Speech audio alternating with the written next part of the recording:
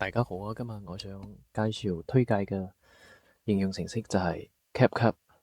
我哋喺瀏覽器搜索佢之後，撳開第一個網址，我哋就可以 download 到。跟住呢，我哋可以使用佢打開。而家我要介紹嘅其中一個功能就係長片轉成短片，呢個係 AI 用 AI 去將長片精簡成短片，非常好用嘅一個功能。例如啊，我可以將我嘅檔案，添加素材，跟住可以自己選取時間，呢度可以進行調整，揀下你想要截取嘅，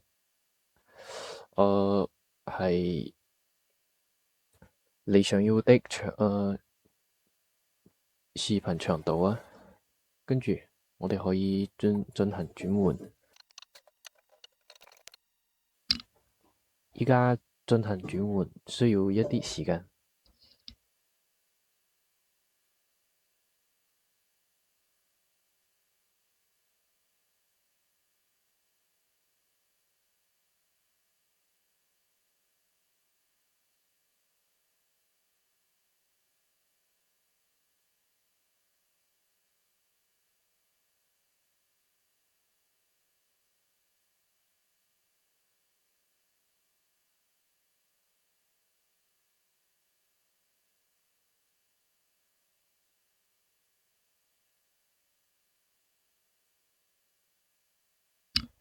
好啦，跟住我哋嘅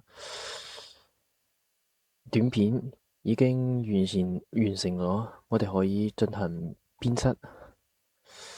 如果呢度可以瀏覽，如果對 AI 剪嘅片唔滿意，我哋可以自己點呢個編輯更多，我哋可以自己進行修飾，以達到我哋想要嘅效果。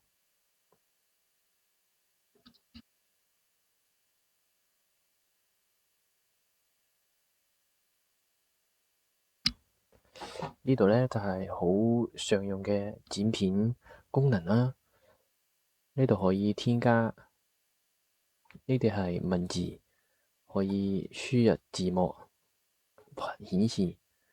呢度係啲貼圖啊，呢度可以增加特效，以強化視頻嘅效果。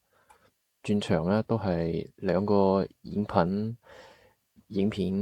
拼接起來會好順滑。字幕呢度仲有 AI 可以幫你添加字幕，